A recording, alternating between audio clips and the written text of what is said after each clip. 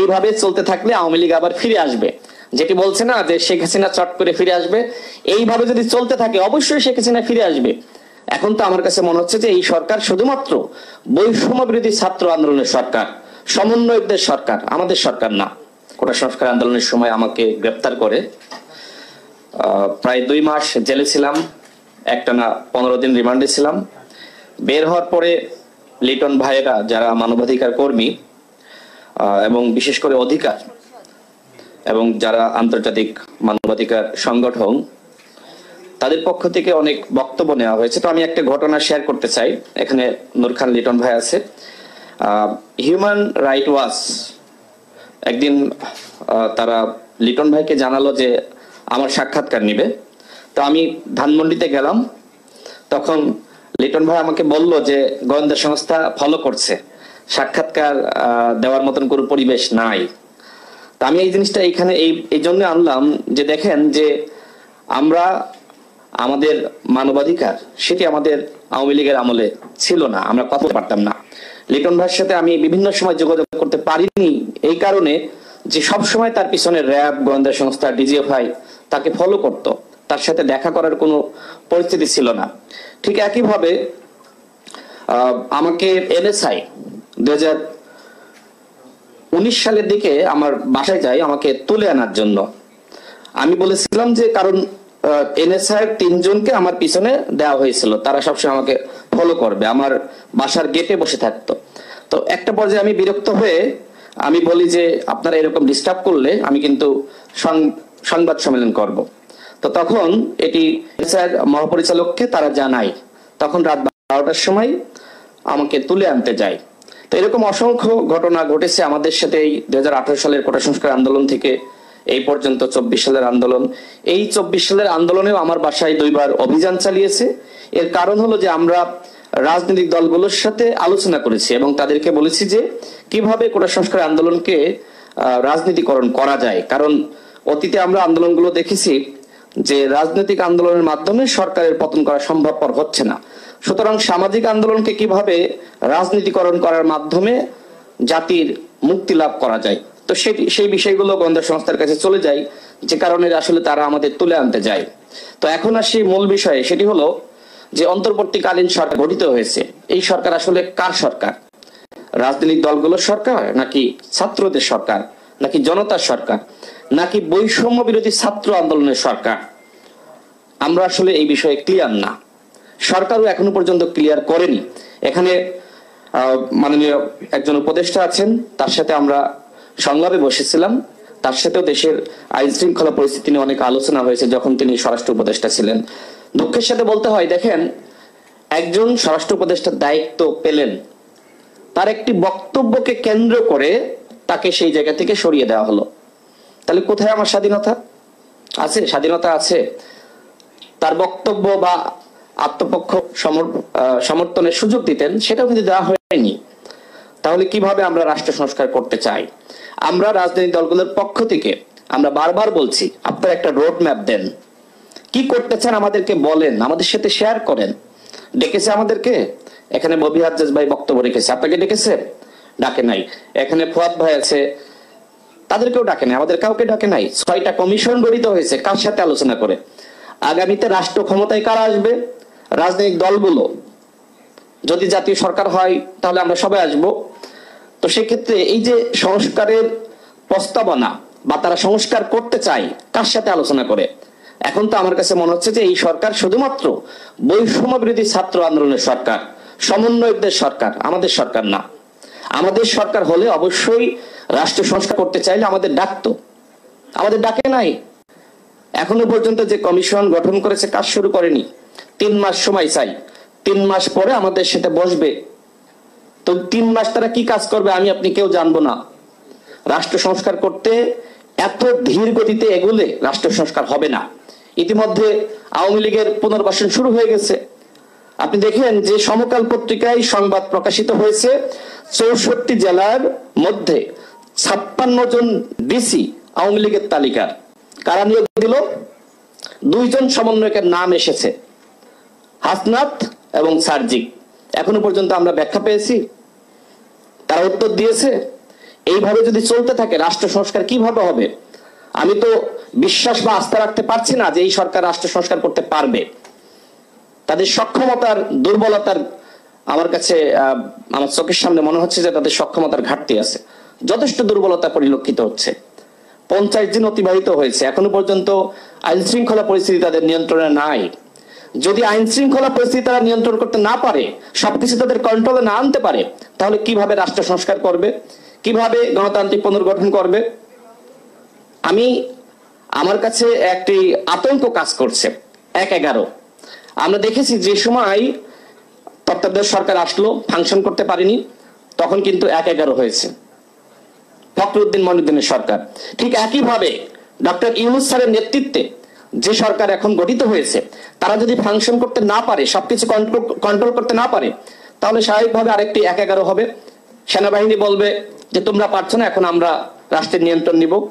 খুব অস্বাভাবিক, খুব তিক্ত লাগছে, খুব কঠিন লাগছে শুনতে, কিন্তু এটি সত্য।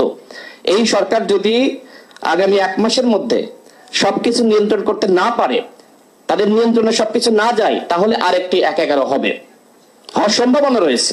সেই জায়গা থেকে আমরা যেটি মনে করি যে অন্তর্বর্তীকালীন সরকারের উচিত দলগুলো সহযোগিতা নেওয়া, একই সাথে সিজিএস সহ যে সকল সংগঠন রয়েছে যারা রাজনীতি নিয়ে দেশ নিয়ে ভাবে, তাদের সহযোগিতা নেওয়া। আমি যতদূর জানি যে কারোর সহযোগিতা নিচ্ছে না। আমাদের প্রফেসর ইউনূস স্যার, যেটি একজন ছাত্র আন্দোলনের নেতা, বলেছেন যে সর্বত্র সব জায়গায় বলছে যে ছাত্ররা আমাদের নিয়োগ দিয়েছে। এমনকি জাতিসংঘে গিয়েও তিনি একই কথা বলেছেন যে ছাত্র জনতার সরকার। কিন্তু রাজনৈতিক দলগুলো পিছন থেকে যে ধরনের ভূমিকা রেখেছে, সেই ভূমিকা কোথায়? সেই ভূমিকা কোথাও তুলে ধরা হচ্ছে না। আপনি দেখেছেন যে পিনাকি ভট্টাচার্য একটি ভিডিও তৈরি করেছে, সেখানে তিনি বলছেন যে এই যে থানাগুলোতে ঘেরাও করা হলো, এই যে আপনার আওয়ামী লীগের বিরুদ্ধে বা তাদের সুবিধাভোগী, তাদের বিরুদ্ধে প্রতিরোধ গড়ে তোলা হলো, কারা করলো? 2 জন সমন্বয়ক আইনমন্ত্রী আনিসুল হকের সাথে সাক্ষাৎ করে বলেছিল আমরা দায় নিব না, হত্যাকাণ্ডের কোনো দায় নিব না। একটি বিপ্লবে এই ধরনের ঘটনা ঘটে, তাহলে এই ঘটনা কারা ঘটালো? কোনো অসংগঠিত শক্তি এই ধরনের ঘটনা ঘটাতে পারে? রাজনৈতিক দলগুলো সংগঠিত শক্তি, সুতরাং তাদের প্রতিরোধ জনতার সাথে নিয়ে সম্মিলিত প্রচেষ্টায় কিন্তু এই ধরনের ঘটনা ঘটেছে। সুতরাং যদি দলগুলোকে দূরে রেখে রাষ্ট্র সংস্কার করতে চান, সেটি হবে না, সম্ভবপর হবে না। এবং রাষ্ট্র সংস্কার যদি না হয়, মানবাধিকার থাকবে না, কোনোভাবে থাকবে না মানবাধিকার। মানবাধিকার খুবই গুরুত্বপূর্ণ একটি বিষয়। রিমান্ডে আমাকে নির্মমভাবে নির্যাতন করা হয়েছিল। 15 দিন একটা রিমান্ডে ছিলাম 2018 সালে কোটা সংস্কার আন্দোলনের সময়। সবাই এখানে যারা আছেন জানেন। এরকম ববি আজ্জাজ ভাইকে আয়না ঘরে রাখা হলো। ডিজিও ভাই, তাদের বিষয়ে কথা কেন বলছেন না? সেখানে তো আয়না ঘর ছিল, ডিজিও ভাই সংস্কার দরকার না? র্যাবকে আপনারা এখনো পর্যন্ত তাদেরকে বিলুপ্ত করবেন নাকি বাতিল করবেন আমরা জানি না।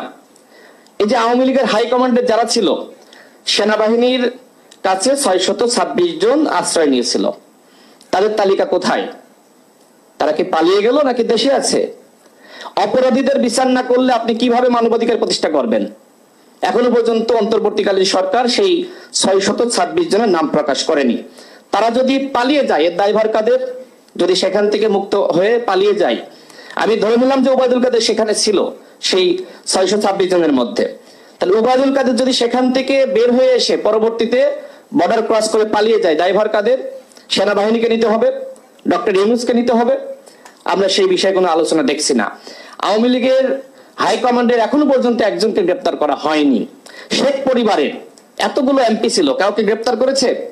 অপরাধীদেরকে গ্রেপ্তার না করলে, যথাযথ শাস্তি না দিলে বাংলাদেশে মানবাধিকার প্রতিষ্ঠা পাবে না। আমার বক্তব্য হয়তো বড় হয়ে যাচ্ছে, আমি সংক্ষেপ করব, একটু সংক্ষেপ করতে। এখানে বাংলাদেশ জাতীয় মানবাধিকার কমিশনের কথা আসছে। এই কমিশন গত 15 বছরে কোনো কাজ করে নাই। সুতরাং এই কমিশন, এই নামে বাংলাদেশে কোনো মানবাধিকার সরকারি সংগঠন থাকতে পারে না।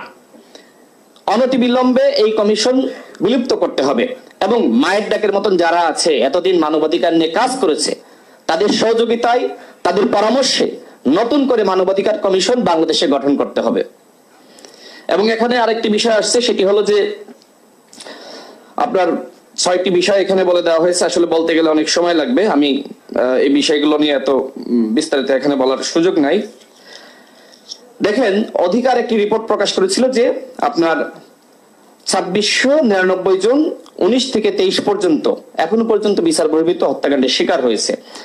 আর আমরা এই আন্দোলনে আমরা এখনো পর্যন্ত যে তথ্য পাচ্ছি, প্রায় 1500 গণহত্যার শিকার হয়েছে। আমাদের ইউনূস স্যার গতকাল তিনি জাতিসংঘে ভাষণ দিয়েছে। এরপরে যেটা প্রথম আলোর নিউজে আসছে যে আইসিসিতে অভিযোগ দায়ের করতে পারে বাংলাদেশ, পরামর্শ দিয়েছে। তার মানে বাংলাদেশে বিচার হবে কি হবে না সেটি নিয়ে অনিশ্চয়তা আছে। আমরা মনে করি যে এই বিচারের ক্ষেত্রে এবং আওয়ামী লীগ যে গণহত্যা চালিয়েছে, অবশ্যই আইসিসিতে আমাদের মামলা করা দরকার শেখ হাসিনার বিরুদ্ধে। শেখ হাসিনা ভারতে রয়েছে, কিন্তু ষড়যন্ত্র কিন্তু রয়ে গেছে। শেখ হাসিনা ভারতে, কিন্তু আমি তো দেখছি যে ফেসিবাদ রয়ে গেছে সচিবালয়ে, পুলিশে, র্যাবে, সর্বত্র ফেসিবাদ রয়ে গেছে। এই ফেসিবাদ রেখে এবং শুধুমাত্র রদ বদল করে আপনি ঢাকার এসপি কে দিচ্ছেন নারায়ণগঞ্জে। এরা তো সবাই অপরাধী। যারা অপরাধের সাথে জড়িত এদের প্রত্যেককে চাকরিচ্যুত করতে হবে। আমি সর্বশেষ শেষ করব, গতকাল একজন ওসি, তিনি আওয়ামী লীগের সময় নিপীড়নের শিকার, পরবর্তীতে তাকে একটি থানার ওসি করা হয়েছিল। গতকাল আমার সাথে দেখা করতে আসলেন এবং তিনি বললেন যে তিনি পুলিশের বিরুদ্ধে মামলা নিয়েছেন। এজন্য ঊর্ধ্বতন মহল তাকে জিজ্ঞেস করেছে যে আমাদেরকে না জিজ্ঞেস করে তুমি কেন পুলিশের বিরুদ্ধে মামলা নিলা। এজন্য তাকে ওই জায়গা থেকে সরিয়ে দেওয়া হয়েছে। তিনি আর ওই থানার ওসি নেই। তাহলে কি করা হচ্ছে? মানে কোথায় রাষ্ট্র সংস্কার হবে আমি বুঝতেছি না। আমার তো মনে হচ্ছে যে এখন মানে খুব বাজে একটি অবস্থা সৃষ্টি হয়েছে। এইভাবে চলতে থাকলে আওয়ামী লীগ আবার ফিরে আসবে। যেটি বলছে না যে শেখ হাসিনা চট করে ফিরে আসবে, এইভাবে যদি চলতে থাকে অবশ্যই শেখ হাসিনা ফিরে আসবে। আওয়ামী লীগকে পুনর্বাসন কারা করছে? বরিশাল বিশ্ববিদ্যালয়ের ভিসি, যিনি আওয়ামী লীগের দোসর ছিলেন, ঢাকা বিশ্ববিদ্যালয়ের তিনি আওয়ামী লীগের চর্চা করেছেন, তাকে ভিসি নিয়োগ দেওয়া হয়েছে। বিভিন্ন জায়গায় নিয়োগগুলো দেখেন যে এইভাবে আওয়ামী লীগের দোসরদেরকে নিয়োগ দেওয়া হচ্ছে। এসপি গুলো যাদের নিয়োগ দেওয়া হয়েছে তারা কারা? কোথাও সংস্কার এখনো পর্যন্ত আমরা দেখছি না এবং উদ্যোগটাও আমরা দেখছি না। আমরা এখনো পর্যন্ত দেখছি এই সরকারের শুধুমাত্র ব্যর্থতা।